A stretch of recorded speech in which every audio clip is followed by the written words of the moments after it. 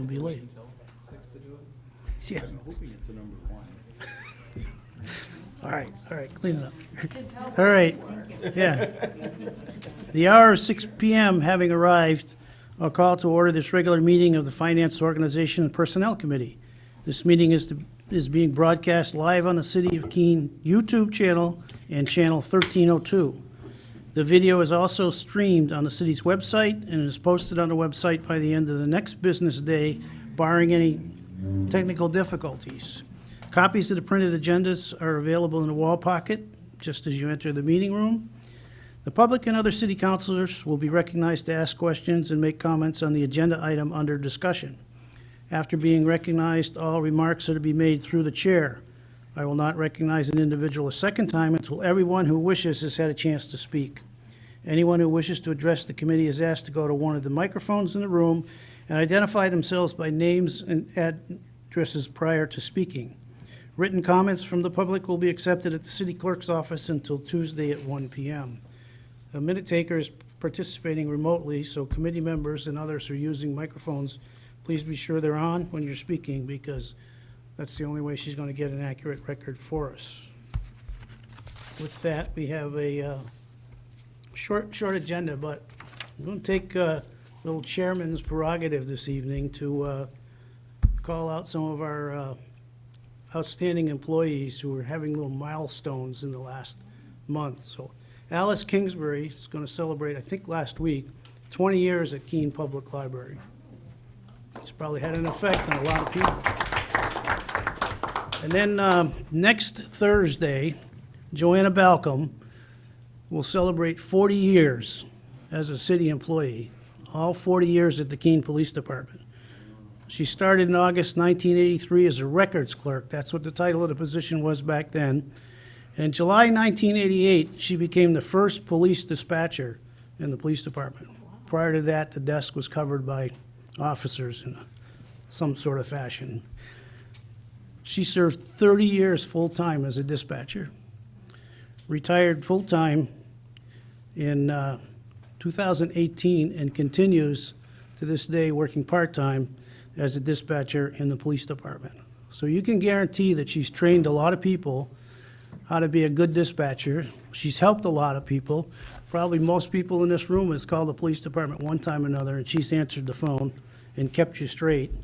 She trained a lot of police officers, and I guarantee you she's trained a lot of police chiefs how to be. So if you happen to see her or you know her, please congratulate her, because she's going to say, oh, it's nothing. Thank you. So, first item, highway safety grant.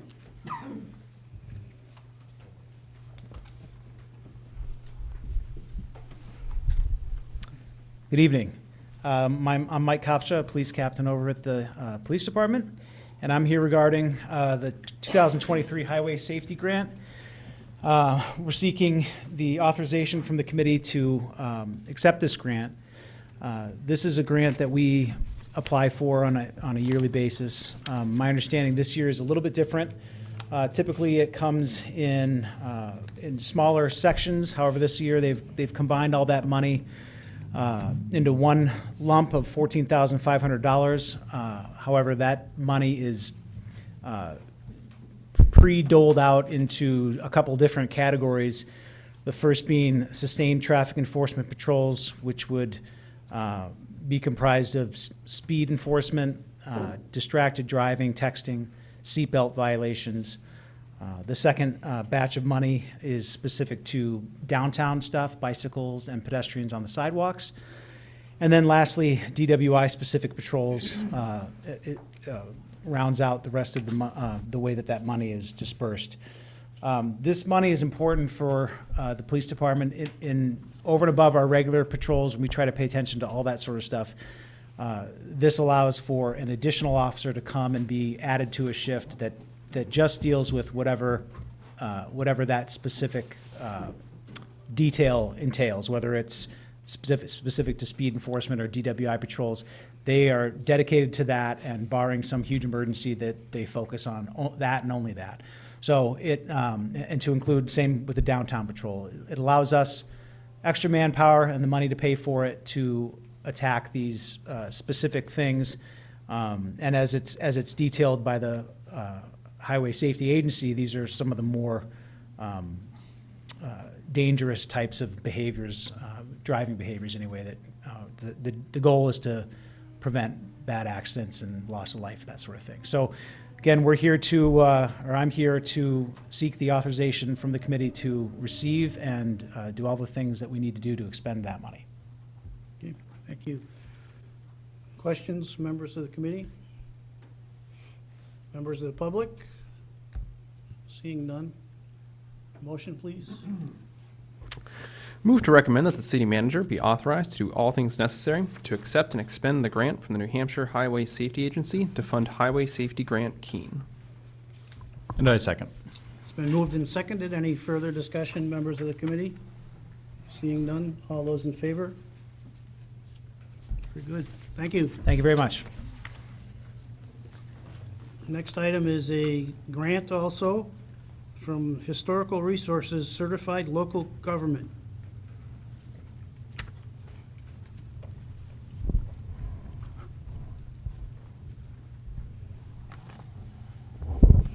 Good evening. Evan Clements, planner with the Community Development Department and staff liaison to the Historic District Commission. The commission has been awarded a $12,000 grant through the Certified Local Government Program administered by the New Hampshire Department of Historical Resources for the purpose of inventorying the 19 properties that are located within the Historic District extension that took place in 2012. Currently, those properties, because they are not inventoried, they have not been assigned a ranking, either contributing or non-contributing to the district. And as such, we have to impose our strictest regulations on those properties. So by receiving this grant and performing the inventory through a professional consultant, we'll be able to more properly assess any changes done to those properties moving forward. Okay, questions, members of the committee? Public members?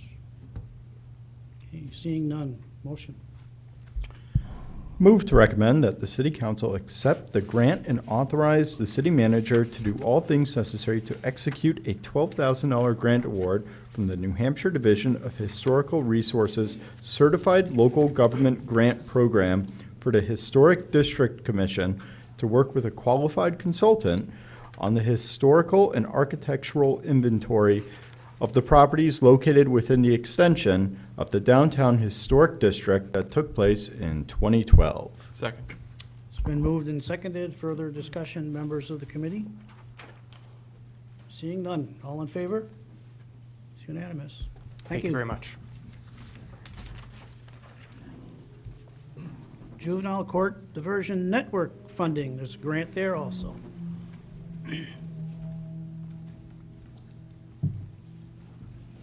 Good evening. Alyssa Bender, Youth Services Manager. So I am here because the Juvenile Court Diversion Network has provided youth services another funding opportunity for this fiscal year. We were awarded $5,586. This amount is based on our average for the last 3 years of our cases. So this money is awarded to us every single year for providing a substance use and mental health screening. It's called the SBIRT. The screening allows us to talk to our youth and work with our youth on a different level of being able to figure out how regularly they're either feeling a certain way or using certain substances. So this grant, this amount of money is allowing us to continue providing those resources after we provide those screenings. Thank you. Questions, members? Committee? Public? Seeing none. Motion. Move to recommend that the city manager be authorized to do all things necessary to accept and expend funds provided by New Hampshire Juvenile Court Diversion Network for youth services programs. Second. Moved and seconded. Any further discussion here? All in favor? No one's opposed? It's unanimous. Thank you. Thank you very much.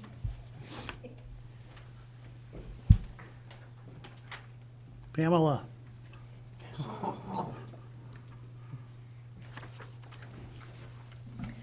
Pamela Russell Slack, 260 Beaver Street. I'm actually, I don't have any money to bring you tonight. I wish I did.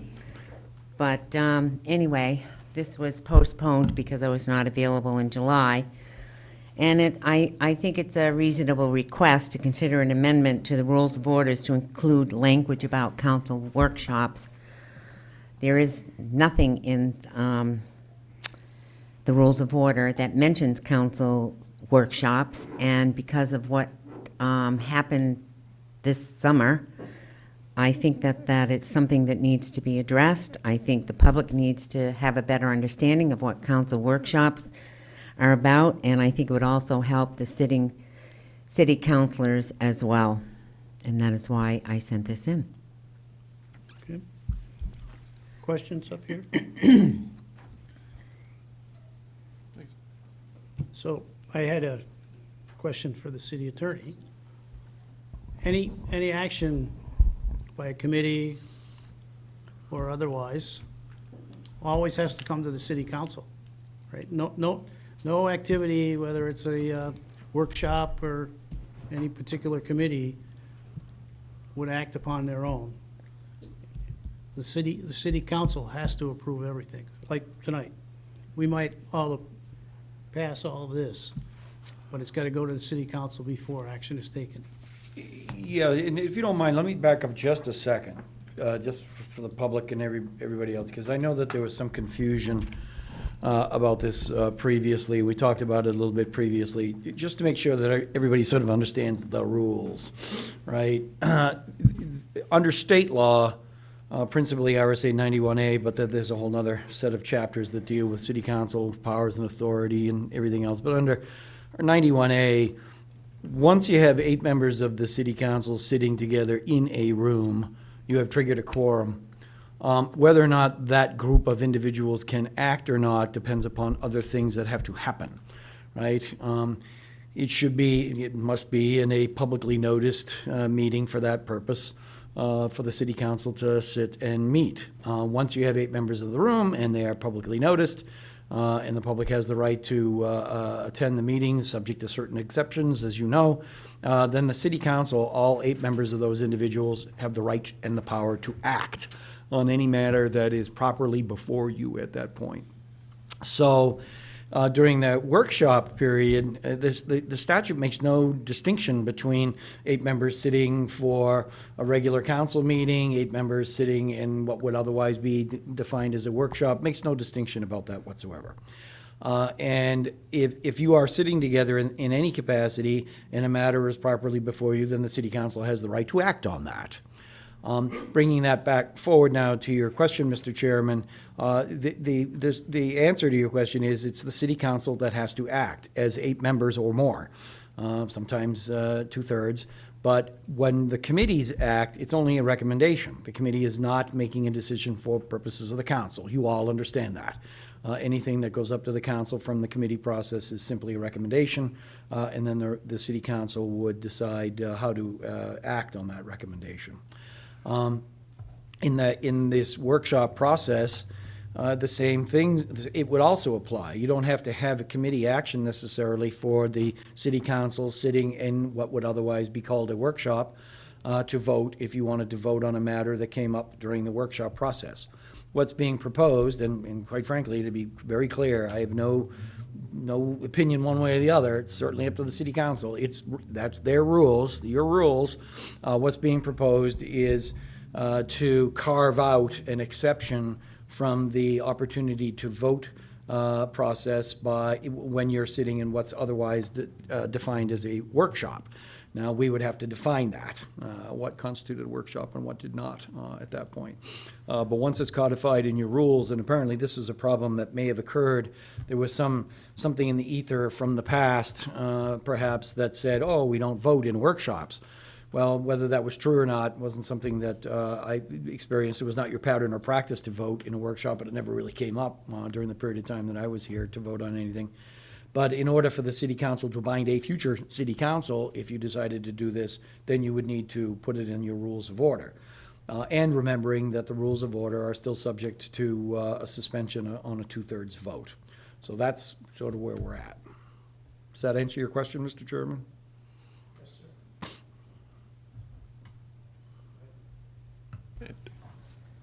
Would there be any circumstance where a workshop or any other meeting like that would not be noticed to the public? No, not as long as the city council is sitting with 8 members. Well, we would notice it anyway. If only 7 members showed up, we would be done. But it would be a noticed meeting regardless? Regardless. So it would be, okay. Yes. I guess a question, I'm curious if it would be, if it was a lack of communication that a vote could occur, and that we should be better at noticing that, by the way, at this meeting, there will be 8 counselors, so therefore any vote could occur at any time that there's 8 counselors in a room. Or whether we need to really prevent that. Because I just don't understand the advantage of limiting our ability to take a vote in any forum and create another meeting that more people have to come to versus, I just don't understand the advantage. Are you asking me a question because you're Yes. looking at me? I mean, am. I'm not a I'm gonna ask lawyer, you, but what I have is- an answer for you if No, you'd like. I'm looking at you for the, as the person asking for the change, what do you see as the advantage of limiting I'm that ask- and creating another meeting? I'm asking for something to be put in writing because basically what you did during a council workshop has not previously happened. And basically, because you've done that already, you set a precedent. And so I would like to see, I'm just a constituent now, but I would like to see something in the rules of order if that is what is going to happen moving forward. It's not, there was not a lot of notice to the public, and I don't really feel there was a lot of notice to you. And I thank you, Attorney Mullins, for your advice, but, you know, it's your job to advise the council. Whether they decide to accept your opinion or not is up to them individually. So No, I'm I, going to clarify that. It's up to the council as a group acting as 8 members or more to whether or not to accept that, but that's right. well, you can clarify it, but 8 people have 8 different minds and 8 different opinions. So to me, it's basically the same thing. I personally brought this forward because I did not like the procedure. I don't think I'm going to go any further than that. I've made it quite clear of what I'm asking, and I guess it's up to you on whether you want to do that or not.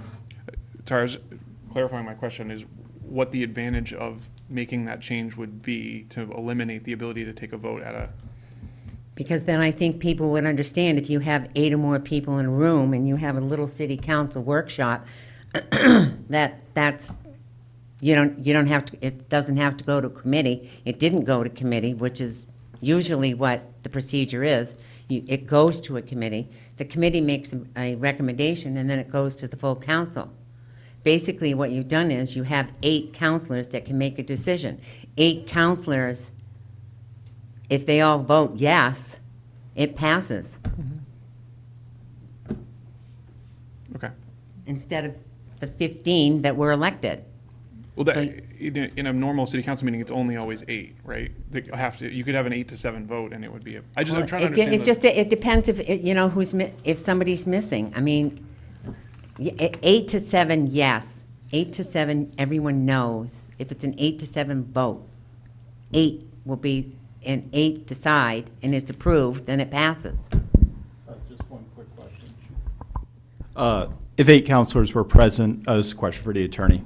Maybe you can answer too. If 8 counselors are present in a city council meeting, can something pass? Yes, Oh, that's the point. thank you. Yes.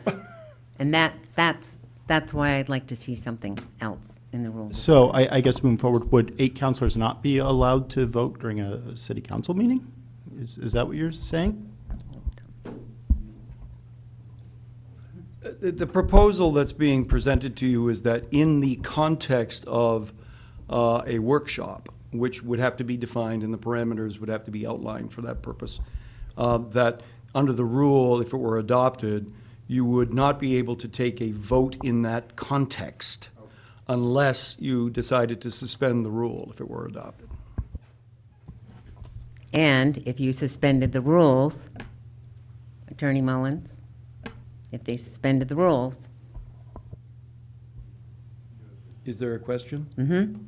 what would happen if they suspended the rules? Well, the council knows, the committee knows it requires a 2/3 vote to suspend the rule, but then you could vote. Okay. Yes. So if there's only 8 counselors present at a workshop, they would suspend the rules and vote to vote? Is that what you're saying? Just to be clear, again, trying to be clear, let's assume for a moment that you pass a rule, you adopt a rule rather, that says when you are in what otherwise defined as a workshop, and you go into that for that purpose, for whatever reason, council goals, or to review the 91A rules, or, you know, in the context that this arose in, to consider the downtown project, or whatever. If you're in a workshop, the rule would say you can't vote during that process. You would have to schedule another meeting if you wanted to take a vote on something, send it to the committee, do whatever. You would not be able to vote. But if you wanted to during the workshop, in order to vote, you would need to take a vote to suspend the rules, right? It sounds a little odd, but that would be what would have to occur. So I do have another question. Like, I was a little bit thrown off because we haven't done that before, you know. And is that a decision, like, that's made by the mayor in terms of the workshop? Like, I mean, does he decide, or she, whoever the mayor is, decide, we're having this workshop and the council's going to vote? Is it the mayor's? Yeah. Well, it's not the mayor, right? The mayor can suggest, the mayor can say, we want to go on a workshop. The purpose of this isn't to take an action or to take a vote or something like that. But the mayor, him or herself, doesn't have the authority, for lack of the way to put it, to keep 8 members of the city council, if they wanted to take a vote, from taking a vote. The only what I'm asking about is, like, if we go into that workshop, like, we don't decide then and there as a body to vote. Like, we went into that workshop supposedly knowing that we were gonna vote, right? Right? And so that would be determined by the mayor, whoever the mayor is, right? Well, we could or could not vote. We could choose to vote or choose not to vote in that meeting also. Even if we went into it knowing that we were gonna be voting. It's up to us. Ultimately, it's up to the members of the council to decide whether to do that or not. Unfortunately, the confusion in this was, and then back to Pam's point, previously, it just never really occurred before. It just never really came up. And for whatever purpose, it came up during this last period of time. And the notice question, you know, I have a little bit of issue with the notice question because from my perspective, anytime you have a noticed public meeting of the city council has the right to act. So it would never have occurred, at least to me, to say, oh, by the way, the city council is going to be meeting, they're meeting lawfully under the statute, they're going to be discussing these issues on this agenda, and they are going to take a vote or they are not going to take a vote. Never would have occurred to me to say that. Because from my perspective, you always have that right at this point. And what's being proposed, and again, I take no opinion with respect to this, what's being proposed is that you carve out an exception to that.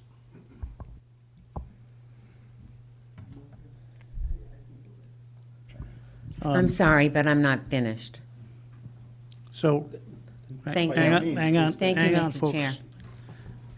My last comment here is that the purpose of that council workshop, there was a purpose behind it, and it was to get a vote, which happened during that meeting. And I personally don't feel that that is the way that the city should be conducting business. So that's really all I have to say about it. I can see just from the little discussion tonight that there's still some confusion about it. And I really think that the committee really needs to consider some type of amendment or exception in the rules of order so that this is addressed. Okay, thank you. I think we've heard the point that's trying to be made, and the fact that we did have some confusion, and some people are one opinion, other people are of another opinion. But I think, from my perspective, simple mind that I have, the vote didn't make any difference. According to our rules and according to what we do, the city council, in city council session with an agenda item, is the one that does the final voting. So that vote was a vote of that workshop, and it was a direction to go. And then it was presented to the city council to either say yes or no. And I think we said no. We came back again a couple more times. So I think there's protection in there for this to be done according to our own rules, and certainly we meet the statute 91A to no fault with notice, specific notice.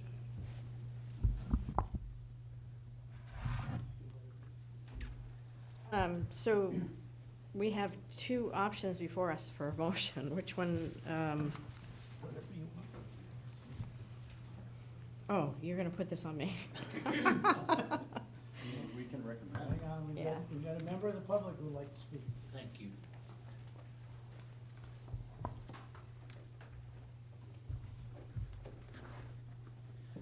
Chuck Redfern, 9 Colby Street, Keene.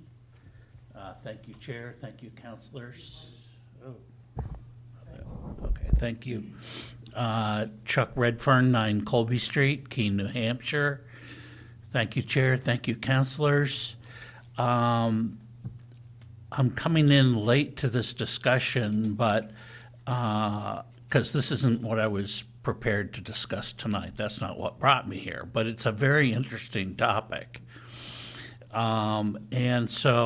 But I am a little bit scratching my head, as I think the public is, because there's reference to a prior workshop for which I don't think the public's aware what was the issue and, what came forward with it and what was the result of it and what's the controversy of it. So, it'd be nice to know a little background on that, but, I'm not prepared to be educated as to what it is. But I do know the concepts of sunshine laws, transparency to the public, duly noticed, agendized, and I do have some concerns. If you have, for example, even 5 councilors showing up, and I know that means you can't vote. Can't suspend the rules to take a vote. With only 5, you do need 8. But sometimes when you have a core of 5 councilors together and there's a mending of minds on the issue, an agreement, whether for or against, it can deprive the public of being fully educated as to what the issue or matter is. So I just err always on the side of public transparency, so there's no surprises. And I don't know if that happened in this occasion or not, but I'm just throwing it out there that that's a concern I have, that, maybe codifying something into the code to help prepare the public better as to what a public workshop can mean, what it does mean, what it doesn't mean, and somehow publicize that a little bit could, other than just counselors, the public. And so that's all I have to add. Thank you. Thanks, Chuck.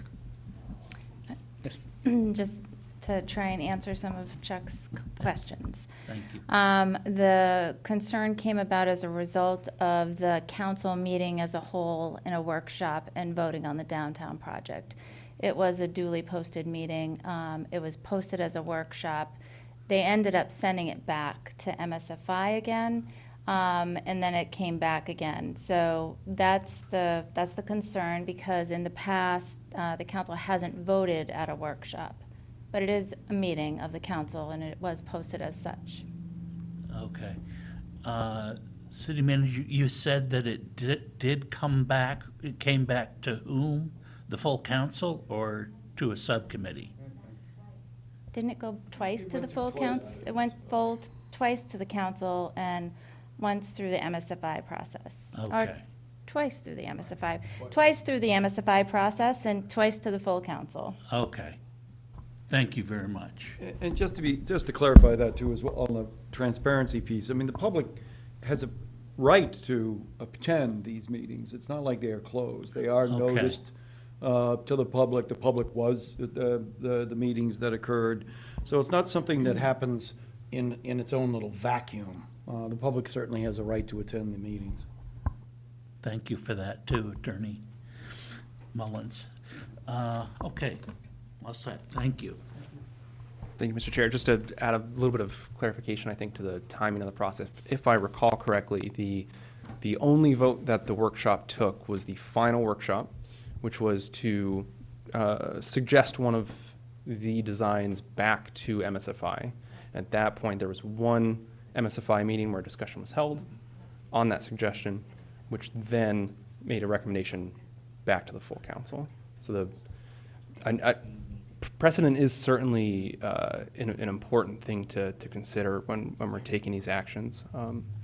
And thankfully, the precedent that we set, at least here, was not to take actual action as a council, but to send something back to committee, which was the appropriate action in that instance, and likely would have been what the mayor would have intended to do anyways. I don't want to imply what the mayor's actions necessarily would have been, but I think it's important that we send it back to MSFI and did follow that process. Thank you, Mr. Chair. So from what I'm hearing, it sounds like we actually didn't take a binding vote. We made a recommendation to MSFI at the workshop in question. A simple yes or no answer. Yes. Thank you. Thank you. I'm going to recommend that we accept this as informational because this. I'm sorry. Can I finish speaking, please? Thank you. I'm going Are to. you making a motion? No. Okay. I'm Just simply checking. stating my opinion. Also, a point of order, I believe Ms. Russell Slack has to be recognized by the chair before speaking. Oh, thank you, Mr. Madison. You're welcome. I'm going to suggest that this be accepted as informational because this is a solution looking for a problem. Ms. Slack, second time. Thank you, Mr. Powers. I just want to make one thing clear. This should have gone directly to MFSI. So instead of doing that, someone, we're not sure who, because it's not the mayor, so I'm not sure where the direction came from, created the council workshop, where the council workshop made the decision of, I don't know how many were there, it doesn't really matter at this point because it's already been voted on. But the bottom line is the council, during the council workshop, they made a decision of which project, not the MFSI committee, which project should go to MFSI. That is one of the reasons I'm here, because the decision was made during the council workshop. You can accept it as informational, but what you did is not going to go away. It was not informative to the public, and people had to stay 10 steps ahead to figure out what was going on, because, to be honest, I'm not sure all the councilors did either. So you may accept it as informational. I'm still glad that I brought it forward. Thank you. Thank you.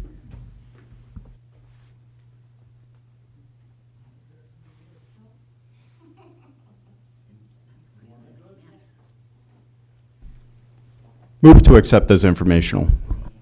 Second. It has been moved and seconded. Any further discussion, committee members? Seeing none, all those in favor? Anybody opposed? No. Thank you. Next item, Mr. Trudell.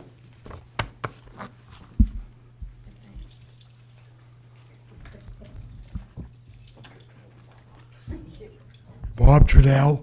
I live on Pack Ave, 671, number 26 in Keene. I am the chairman of the committee for the Red Knights motorcycle rally that we are having in Keene on June 9th, or June 5th through June 9th, 2024, with the Best Western Hotel in Tempestus, being the host.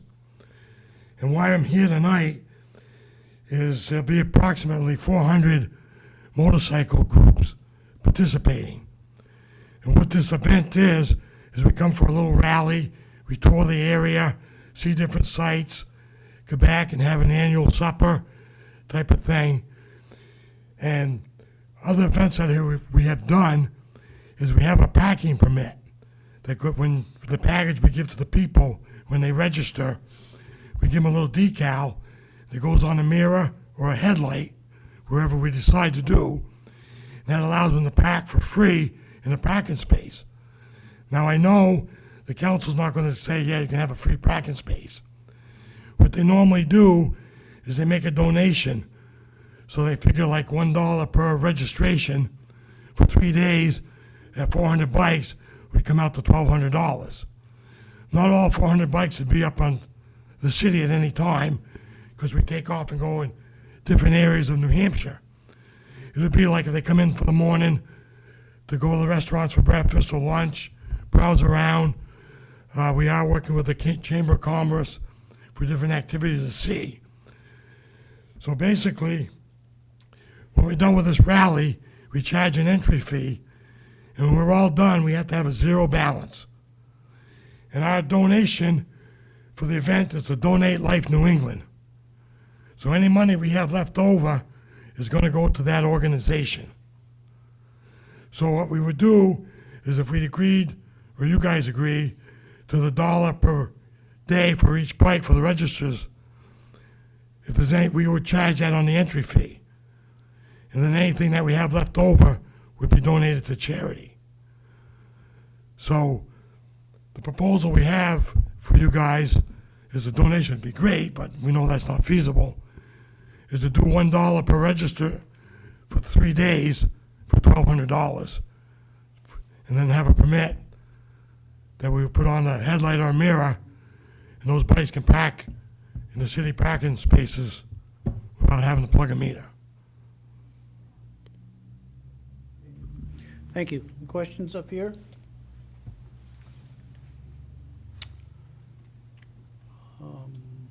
Go ahead. Not a question, but it sounds like a great event. I hope they have a lot of fun in the area.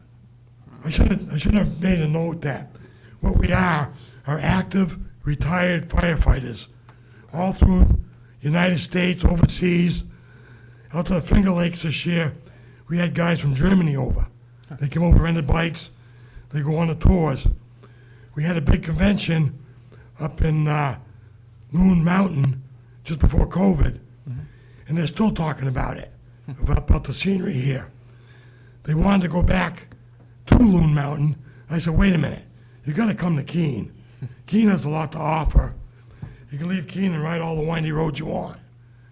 And Jimmy Tempestus jumped right on it. I appreciate you offering us up. Well, I've lived here all my life and I like Keene, so. Not yet. Yeah, right, true. Thank God. All right. There's some logistics here that we're going to have to work through with the med staff. I don't think we want to be doing that tonight. So I would appreciate a motion to be able to put this in a position that we can work through some of the requirements. So I've got one requirement, okay?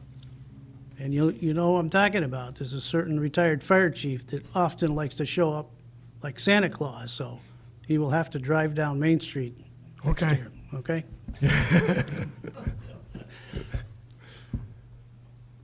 So we have a motion before us that is to work with parking. Are we doing that, or are we doing more time? I would say we'd do more time to work with parking.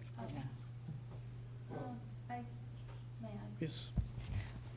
So I was hoping you would just authorize me to work with the parking office to come up with a voucher system. And I think we can figure something out. If not, I'll definitely come back to you. Okay, Move to recommend, oh, are we ready? I'm sorry. sure. Okay.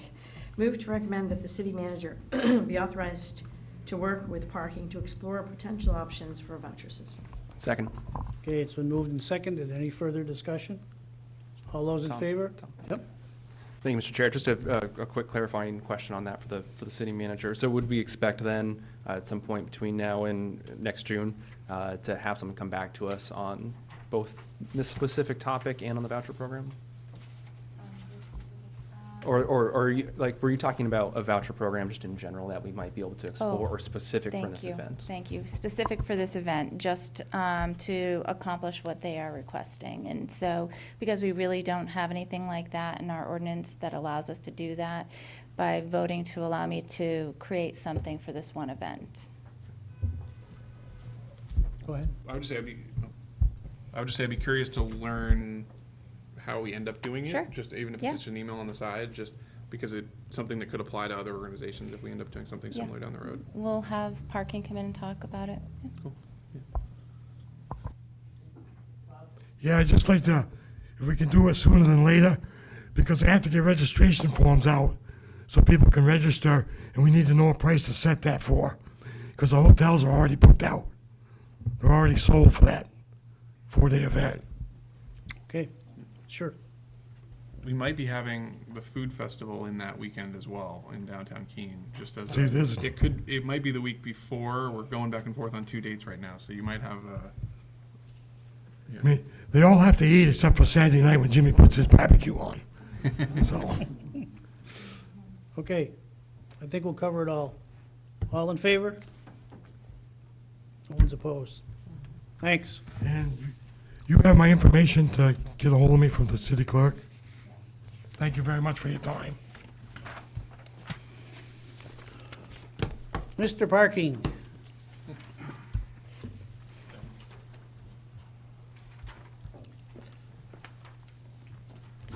My mind is already spinning on how we would do this. I'm thinking tattoos would be appropriate, but we'll figure it out.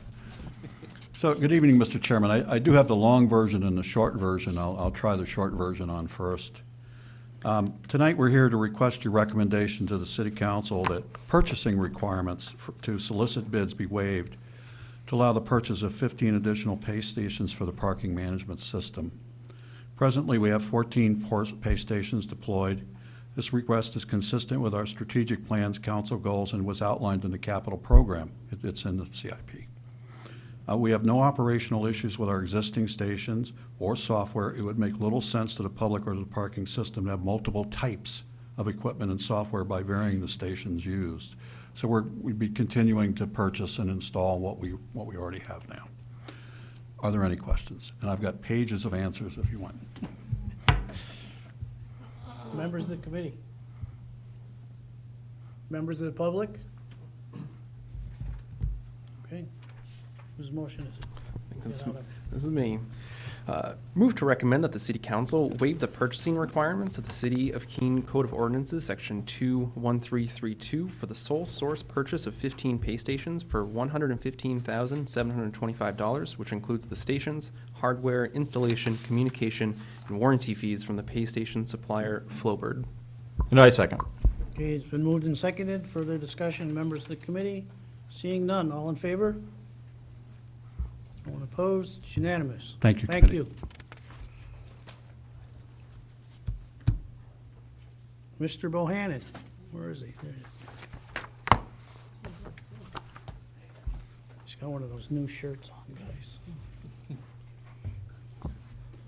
Thank you, Mr. Chairman, members of the committee. Andy Bohannon, Parks Recreation Facilities Director. So before you tonight, here to ask for a change order for the skate park. So when we approved the original contract with Spawn Ranch, it was for $225,000, which was the match that we had generated from the fundraising effort. The original goal of the fundraising effort was $300,000. So they had come up and they had raised a total of $217,000, $217,891 and some change. And then the city had done $25,000 in the CIP. So combined, you were looking at $242,891.16. So they fell a little short of that $300,000 goal. That really impacted the design that we were able to create for them, regardless of where it would have been.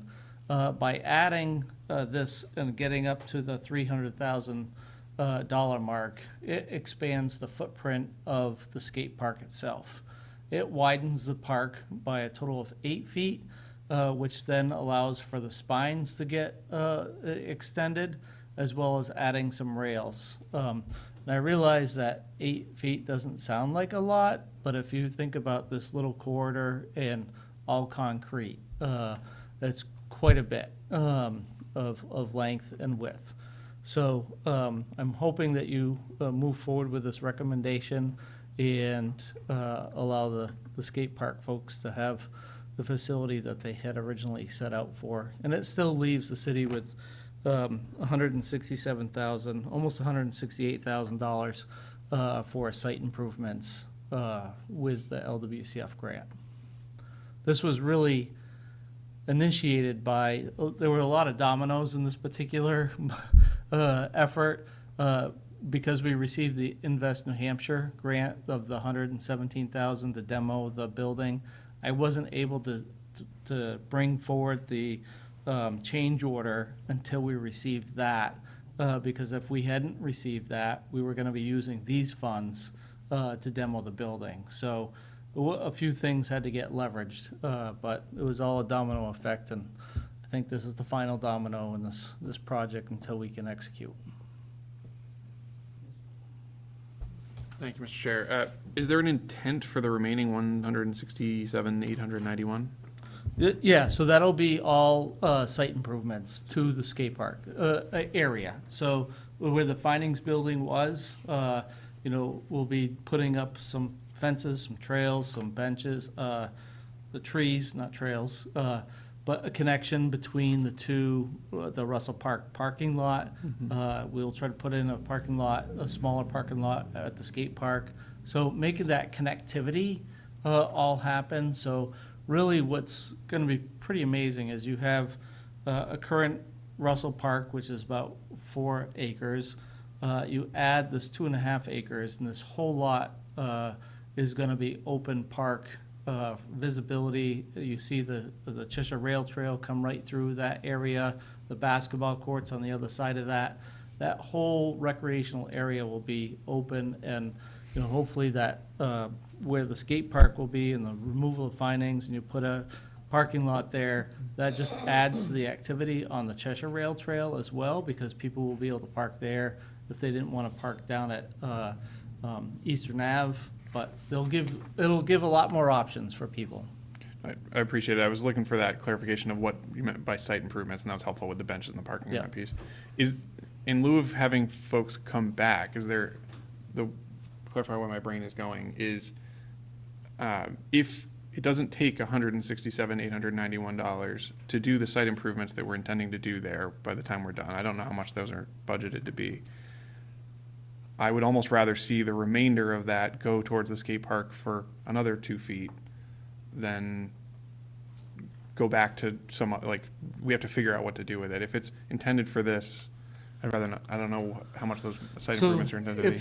Yeah, I understand your question, Counselor. Yeah. So it will all be used for site improvements with rising costs the way they are.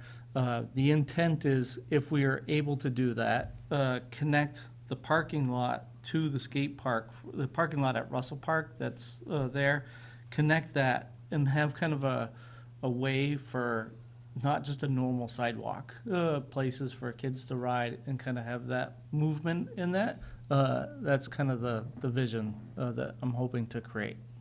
Perfect, thank you. I was just trying to tie that in a little more. Yep. Thank you.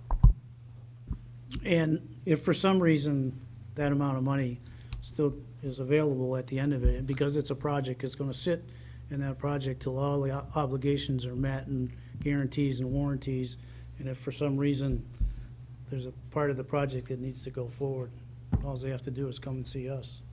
Hopefully it's all of us, and we'll say yes. Okay. Any further discussion? Members of the public? Waiting for a motion from whoever turn. Maybe it's me. I'll move to recommend the city manager be authorized to do all things necessary to negotiate and execute a change order with Spawn Ranch, Inc. for design build services required for the creation of a new skate park for an amount not to exceed $300,000, with funding to come from Project Cost Center 65J0008A 300-0544010. Second. Okay, it's been moved and seconded. Any further discussion, members of the committee? Seeing none, all those in favor? No one's opposed? Unanimous. Thanks, Thank you. Andy. Mr. Engineer. Mr. Chair, pleasure to see you this evening. Don Lucier, City Engineer. Talking about the Transportation Heritage Trail tonight. We've talked about it a couple of times previously when we asked for the manager to be authorized to negotiate and execute a contract or an agreement with the DOT and accept grant funds. So tonight, we're taking the next step. The project is being funded through federal highway funds, Transportation Alternative Program. That's the grant fund that we talked about previously. But because we are using federal funds, we have to go through a federal procurement process and use those rules, which means we have to do what's called qualifications-based selection for professional services. And that's what we've done. We put out a request for qualifications. We received qualification statements from 3 firms. They were all very well qualified, all firms that actually have done work and are doing work in the city right now. We interviewed all 3 firms, and we've selected or recommend that the city negotiate and execute an agreement with Stantec for the design of the Transportation Heritage Trail Phase 1. This will be the design for the project from Eastern Ave through to 101. The project will include connections to Chapman Road and Marlborough Street, but it'll end at the northern side of Route 101, basically overlooking the highway, with a little sign that says "Coming soon," to a rail trail near you. I do want to take a moment to correct a typo in the agenda tonight. On the very bottom of page 22 in your packet, it says the Prouse Bridge project is currently programmed for construction in '25. I think maybe I was being delusionally optimistic at that point. That should say that the Transportation Heritage Trail Phase 1 is programmed for construction in '25. The Prouse Bridge, which will carry the project, that's the next phase, if you will carry the trail over Route 101. That isn't funded or scheduled in '25, just to be clear. And hopefully my friends sitting behind me didn't pick up on that and think that we were onto something. But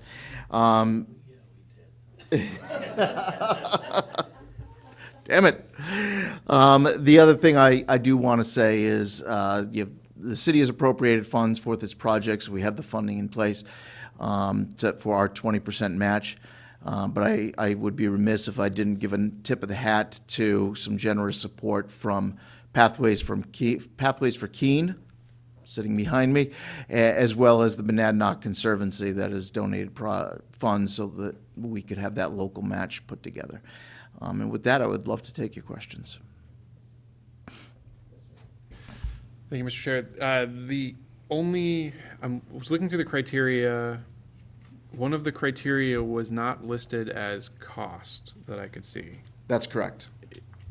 Were all the costs relatively similar in the proposals? So the federal requirement for qualifications-based selection specifically excludes consideration of cost. I know it seems crazy, but that is the rules found in it's the federal, I wrote it down somewhere here, what he said. Federal acquisition regulations, thank you. For professional services, engineering, architecture, you're required to select your consultant based on the most qualified consulting team. Once you select the most qualified team, you negotiate a scope and a fee with that team. If you can't come to a consensus, an agreement with that team, then you can set them aside and go to your second most qualified team. But that is a requirement of the federal funds. Okay. I will say that, we did our, part of that negotiation process, we have to do what's called an independent governmental estimate. So my team and I, Brett and I, did a fee estimate, what we thought the fee should be, and we were about $20,000 more than their proposal. So we think that the fee that they proposed is fair, and that's what we'll end up using.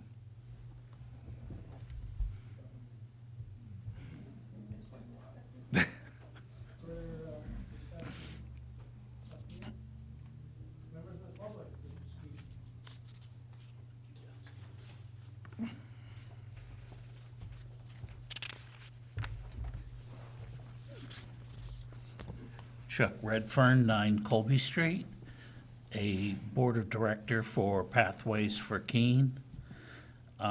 Before I begin, I just want to say that Councilor Bettina Chadbourne should know that I've heard a lot in the public of the disappointment that she's leaving council. A lot of people have thought very highly of her. I had the pleasure of serving with her when she first came on board, and I'm sure she'll be missed not just by council, but by members of the public as well. And while I'm on that kind of spirit, I just want to thank those here on FOP, and in particular the council in general. We've enjoyed support from the council since 1994.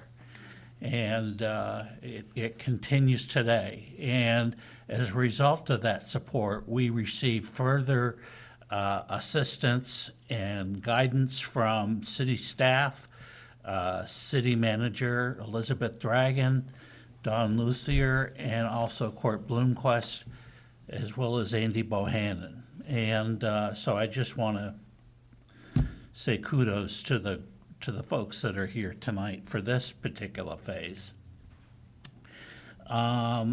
We are obviously hoping that this motion gets passed. I'd like to say as written with the last sentence of the first page reading, the Prowse Bridge project is currently programmed for construction in 2025. Sounds good to me. Power's in your hands. Court's not going to let me live that down for years. He signed off on it too, I believe. But at any rate, the point is that the money that is being allocated, I think, is well within the budget for the entire project. As a matter of fact, we had the most successful race this past year than we've ever had. We emphasized that it was for the Heritage Trail, Phase 2 coming up to the bridges, the improvements for the Stone Arch Bridge, which are very important. We've had some serious injury and worse from that bridge. And also, too, we've had great response to the possibility of using the Island Street Bridge. I don't know the latest on that. They've just disassembled it. And so I don't know if it's in a good enough shape to be reassembled for part of the project. And then, of course, the Prowse Bridge. The only thing that I do have to say, though, with some, if I could borrow Pam Slack's tack, it would be to say, we've got grants out there.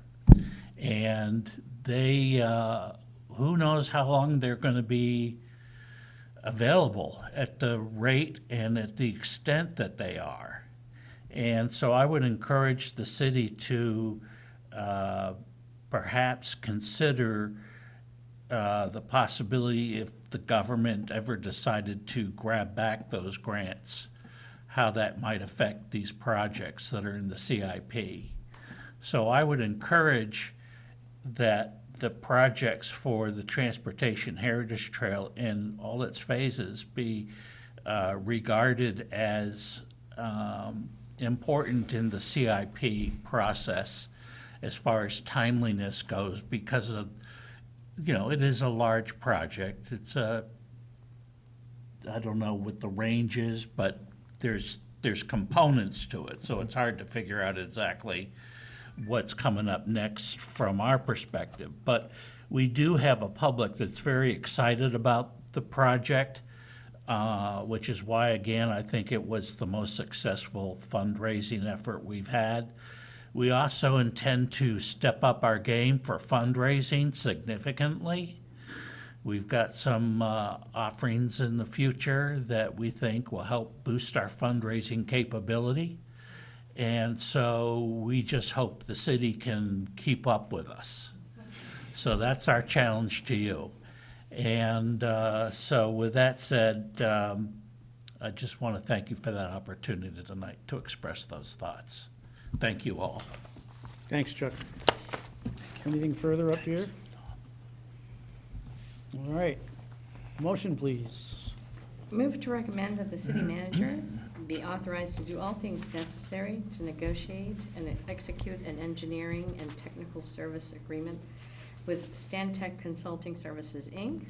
for the Transportation Heritage Trail Project Phase 1 for an amount not to exceed $385,000. Second.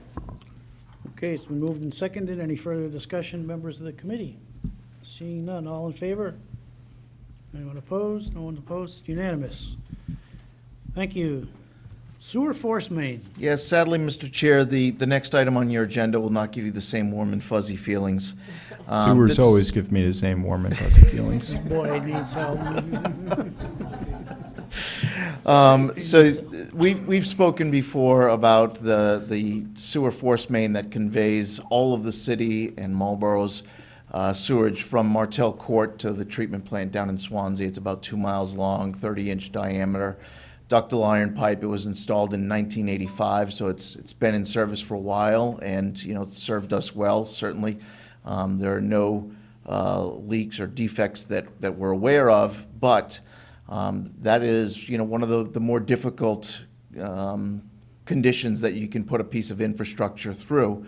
So it is a concern because there is really no alternative. There's no redundancy in that system. If there was a catastrophic failure in that force main, it would be quite bad. So we've been talking about the need to inspect it. We put that into the CIP, and it's coming now, into the perspective. But at the same time, the city manager has been pretty direct with us about looking for and applying for any opportunity to bring in those outside funds from outside the city to help pay for things. So we did put in for a grant through our congressional delegation for congressionally directed spending, or earmark is what you might call, and we were selected for that. So in addition to the city's appropriation that's already in the CIP, we do have a grant from EPA, through EPA, I should say, for a total of up to $325,000 to help pay for the cost of this project. It requires a 20% match like most federal funds, but we are going to be using that to pay for the cost. Excuse me. But again, because it's federal funds, we do have to follow the federal procurement process. So this was a qualification-based selection process again. We put out the RFQ. Once again, we got 3 proposals or statements of qualification from vendors. Once again, they were all highly qualified vendors that we've worked with and know. They all put together good packages. We did interviews again, and for this project, we are recommending that we select Wright Pierce for the project implementation. The contract will allow us to do a pretty comprehensive inspection of the pipe. It includes test pits and external testing of the, pipeline, so they'll be able to do an analysis of how much corrosivity in the soil, how much pitting and deterioration of the pipe exists at select locations. They'll be looking at the appurtenances, like things like the air relief valves that require periodic maintenance and what the condition those are in. But they'll also be inserting inspection equipment into the pipe itself during operation to collect data from inside the pipe, information about how much accumulated sediments in the pipe, are there air pockets, are there areas that are losing section loss of the pipe, is the walls of the pipe thinning, is there any leaking in the pipe? Hopefully not. So it'll give us a really good data set, a lot of information upon which we can then plan the next step. And the next step is going to be either repairs, rehabilitation of the whole pipe, like through a lining or something like this, or potentially they may come back and say, you've got a matter of just a few years left before this thing springs a leak and it's time to start planning for the replacement. So that's what we'll see coming out of it. But I think this is an important first step in helping some of the folks in the room behind me sleep a little bit better at night and knowing what condition that asset is in. And I'd love to answer any questions. Questions? So, I don't want to belabor this, but is it common practice to only have a single pipe that much of a distance? So I don't know how common or uncommon it is. I can tell you it would never be my first choice. I can also tell you when this project was designed, when the wastewater treatment plant was designed, it wasn't that designer's first choice. The plant was actually originally designed with twin 24-inch pipes so that one could be taken out of service for maintenance while the other one was still in operation. In order to cut costs at that time, it was decided to eliminate the redundancy and have a single 30-inch pipe. Like I said, that wouldn't be my first choice for an asset that is, that's critical. All right. Enough said. Not for me. I'm not going to start mine. Anything else? Any motion? First of two motions, I believe it will be here. Yep. Move to recommend that the city manager be authorized to do all things necessary to negotiate and execute a project agreement with the U.S. Environmental Protection Agency for the Sewer Force Main Evaluation Project. And I second. Any further discussion? Up here. All in favor? No one opposed, unanimous. And the next one, please. Move to recommend that the city manager be authorized to do all things necessary to negotiate and execute a professional services agreement with Wright Pierce for the Sewer Force Main Pipe Evaluation Project in an amount not to exceed $450,000. Second. Okay, moved and seconded. Any further discussion? Seeing none, all in favor? Anybody opposed? Unanimous. Thank you, Mr. Chair. Thank you.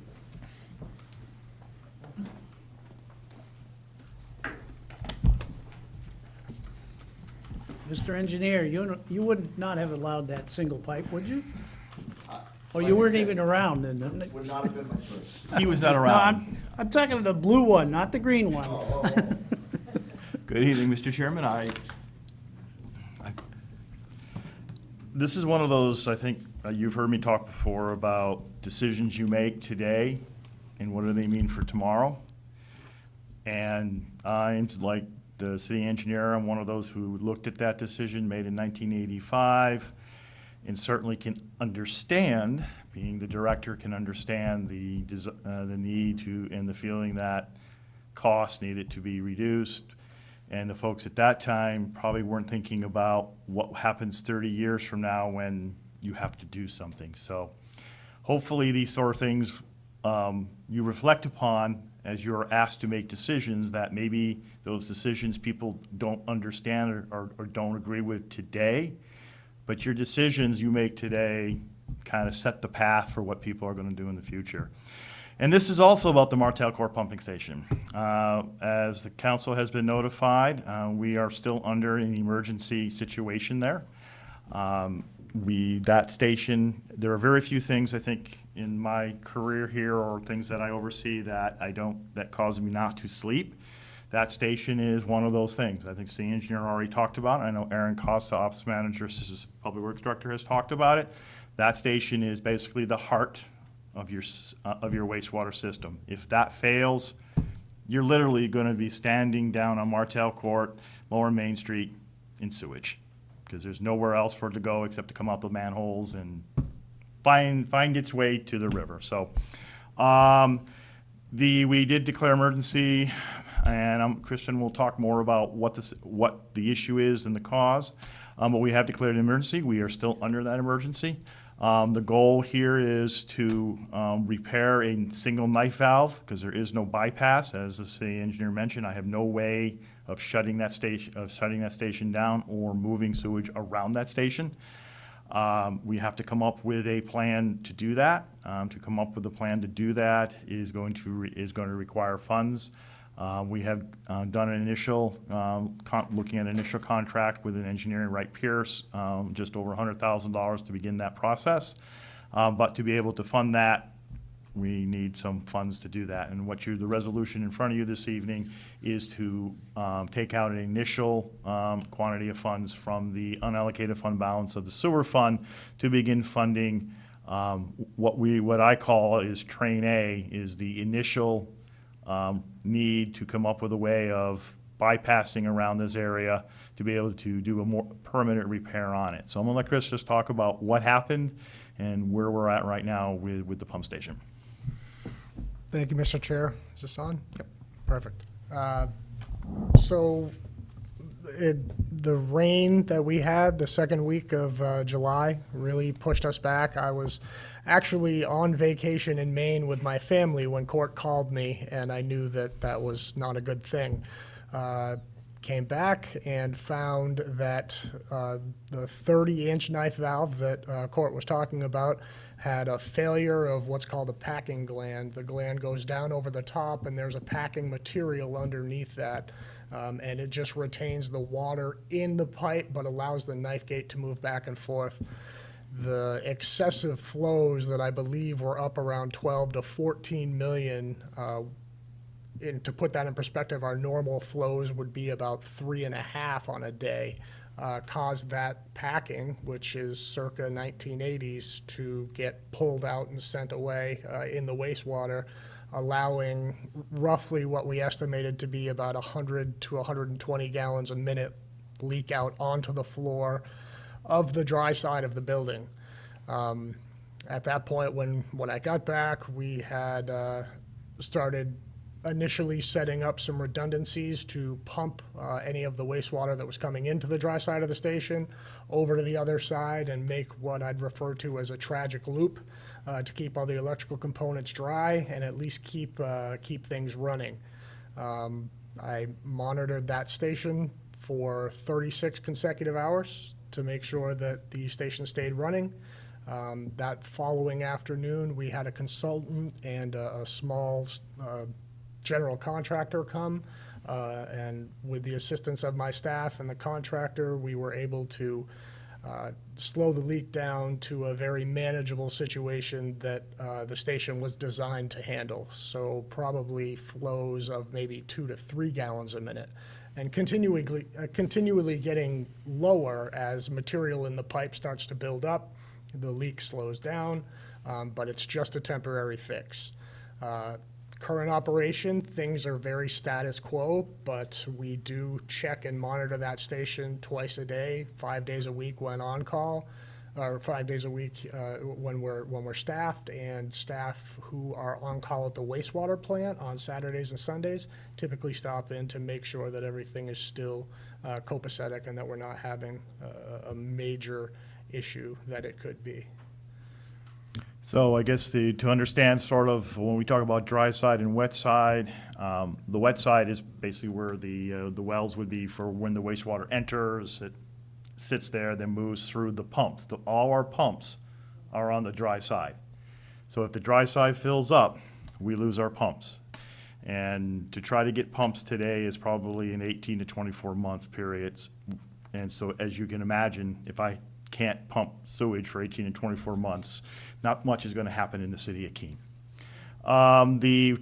Just to give you an idea, sort of what we're thinking about and why we brought the consultant on board, we're going to need to expose the force main. We're going to need to probably put in some type of temporary valve to be able to connect to it a temporary line that we're going to have to somehow run across the river. That's the other uniqueness when they chose the location for the pump station. It's has the Branch River on one side, the Ashua River on the other, and then on one side is dry land. So it was, again, a great place to put a pump station out of the way, but it is basically almost impossible to work around underground around it just because of the water and the water tables there. So that's our plan right now, and I refer to that again as Train A, is that we're going to try to do that. We're hoping to have this done by the end of the calendar year because, again, this is not a simple, easy repair because, as I said, we literally have to shut the sewage going through the pump station to be able to get to the single knife valve and then bypass around it while they do this work. Then once we do that, then we can bring the full station back online. Future, we are going to be putting into our CIP a project to do a more permanent bypass arrangement so that in the future, if there are other problems in that station and there are other valves that haven't been touched since that station was built, if they need to be replaced, repaired, or worked on, we'll have a way of moving wastewater around. Back to, again, decisions that people make. My understanding why that facility never had a bypass back during the design period of that era, our regulatory agencies did not trust municipalities. They felt that if a bypass was installed, we would just go down on any day and decide, hey, we think we want to get rid of some extra wastewater, and we would discharge to wherever. So that's why that station was not designed with any kind of bypass structure, because the regulatory agents did not allow that to happen. I'm anticipating as a result of this, the conversation is going to be much different, because I think it is a better situation to be able to go around, have a system that allows you to go around a station versus having to literally discharge into your local water body. So again, this is for the initial plug of funds to begin this process. You will probably see us back again in a month or so when we get a better handle on what the cost for Train A is. And then as we talk to you after the first of the new year, you'll be seeing what Train B will look like. With that. Thank you. Start at the far end. When you were talking about long-term solution, it doesn't sound like that's the most ideal location, like in your long-term solution for that particular station. Is it possible to also consider relocating it? You can, but that's probably a $15+ million project. Kind of what I figured, but I thought I'd ask. Thanks. Thank you, Mr. Chair. Mine's just curious. And you don't need to know the answer to this today, but I'm curious to know how much they saved by not putting in a second pipe all the way to the wastewater treatment plant. Again, I have no idea. I mean, the plant was 13 million plus. So again, if you go back 40 years, again, I'm sure it was a discussion. I'm not saying it was or wasn't. It's just one of those things, those of us who are in the seats now kind of look back and go, really? You didn't think you could find something here? And I know probably the people at that time thought they were doing the right thing. Just like we are now. But again, no one thinks that they're going to be here when there's a problem. Yeah. Moving right down. Thank you. Like this stuff. I love the sewer stuff. But this sounds like it was a really crappy situation. I wasn't going to not. It was I guess you could say it was golden showers with the guys who were working on that at that time. I wasn't going to go that far. It was pouring all over. But to get back to the guys who were working that night, I mean, my understanding was you were working that for 36 hours straight. Is that correct? Yeah, I arrived back Monday. You go back on vacation Thursday, and I I went thought. back on vacation 2 days later, so yeah, 36 or something. Yeah, I just wanted to use my time to thank you for your service that night. That's, I know it's all a part of the job, but especially under those circumstances with the stress of dealing with the emergency and also the substance you're dealing with, your performance that night was highly admirable. And on behalf of the city, thank you very much. I appreciate that. Thank you.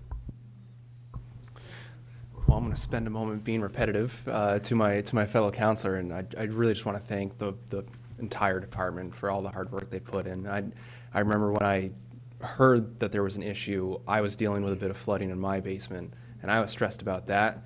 So I cannot imagine the orders of magnitude more stress that you guys had to deal with in that situation. So truly, thank you for all of the work that you did. Very welcome. Thank you. We'll pass that on to the rest of the group. Absolutely. How about a motion here?